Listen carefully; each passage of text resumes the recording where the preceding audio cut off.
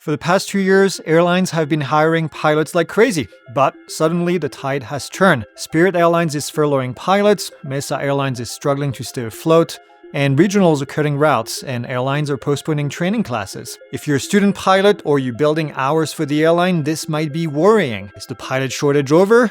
Is it still worth going through flight school? Well, in this video, we'll find out exactly what is going on. Hi, I'm Greg from Pilot Institute, the online ground school that makes aviation easy. Let's start by looking at what led to the pilot shortage in the first place. And one big reason is the mandatory retirement age for airline pilots, which is set at 65. Now, in recent years, many pilots reached that age and retired. Plus, about 6,000 senior pilots decided to take early retirement during the pandemic. Now, this sped up the loss of experienced captain.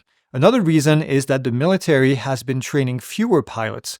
Historically, many airline pilots came from the military, but the armed forces are training fewer pilots and working harder to keep the ones that they have. There's also, of course, the high cost and the time commitment of pilot training. We're talking up to $100,000 and several years of intense training. And let's not forget about the required 1,500 flight hours that pilots need before they can start working for an airline. Now, these factors have slowed down the flow of new pilots. Now, when the industry picked back up after the pandemic, airlines needed to fill those empty seats, and fast. They launched aggressive hiring campaigns and significantly increased salaries to attract new pilots. Now, hiring seems to be slowing down, but why is that? Well, one of the biggest reasons is that major airlines have largely met their hiring targets. After aggressively recruiting thousands of pilots in 2022 and 2023, airlines like United and American have filled most of the open positions. Another issue is the delays in aircraft delivery.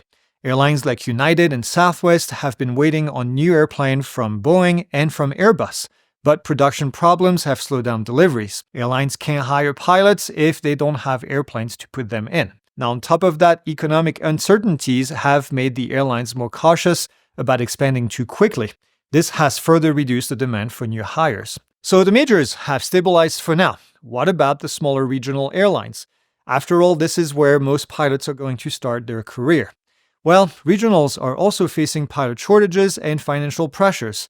These smaller airlines like Mesa and SkyWest connect small cities to larger hubs, and they account for 40% of US departures. Now, here's the paradox. Some regional airlines are actually grounding airplanes because they don't have enough captains to fly them.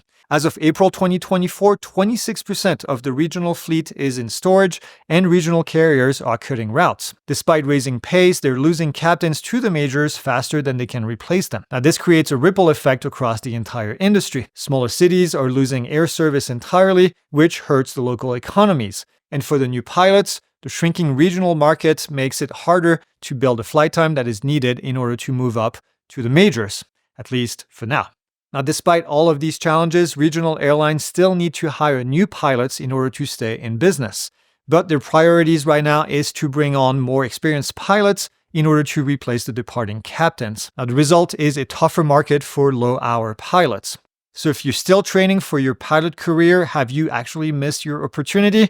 Not at all. Yes, the hiring frenzy of the last few years has ended, at least for now. But there will continue to be a demand for pilots for years to come. Experts actually predict that North America could face a shortfall of around 30,000 pilots by year 2032. Now, the actual demand will depend on the economy. If the economy slows, the airlines might pump the brakes on growth, meaning that fewer new airplanes and also newer pilots. Now, in reality, unless another major setback happens, the pilot market should remain strong for years to come. Now, you'll still need to work hard in order to stand out from the competition, and our classes can give you the edge that you need. Thanks for watching, and as always, fly safe.